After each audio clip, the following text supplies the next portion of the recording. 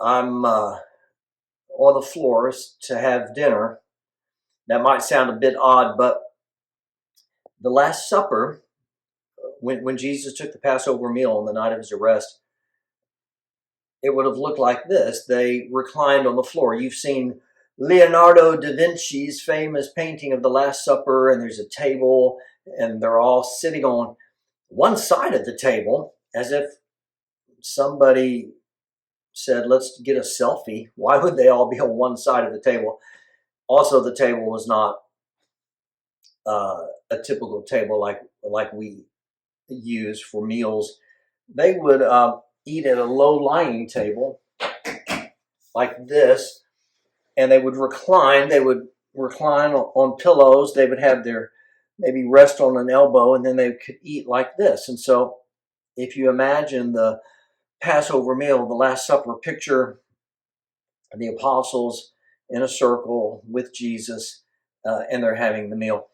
Today our passage is in John chapter 13, and the setup will make sense to you as we read about Jesus washing the feet of his disciples. The Lord stands up, he pours water into a basin, he wraps a towel around his waist, he starts to wash the dirty feet of his disciples. And when he gets to Peter, Peter says, Lord, Lord, are you going to wash my feet? No. And Jesus told him, you'll understand later. So then in verse 8, Peter said, okay. Or verse 9, well, not my feet only, then wash my head and my hands too. Give me a bath. Doesn't that sound like Peter? But in verse 10, Jesus said, those who've had a bath need only to wash their feet. Their whole body is clean. The reason washing feet mattered is because you would take a bath, your body would be clean, but the roads back then were not paved, very few. And so wearing sandals, as men and women did, your feet would get dusty.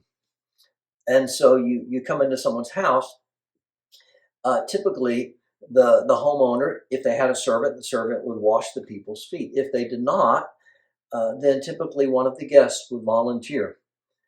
Now, one of the disciples should have already volunteered to wash feet. In fact, you would know if someone had dirty feet, because remember the image, how we're all in a circle reclining. That means somebody is next to me. If I'm Peter, then Bartholomew's over there. Bartholomew is going to know if I have dirty feet because he'd have a face full of dirty feet. The room was full of dirty feet and proud hearts. And no one volunteered until Jesus himself washed the feet of the disciples. And then after he finished, he says to them, I'm reading in verse 15, I've set an example that you should do as I have done for you. For truly, no servant is greater than his master. Jesus says in verse 13, you call me a teacher and Lord, and rightly so, that's what I am. If I, your Lord and teacher, washed your feet, so also should you not wash one another's feet.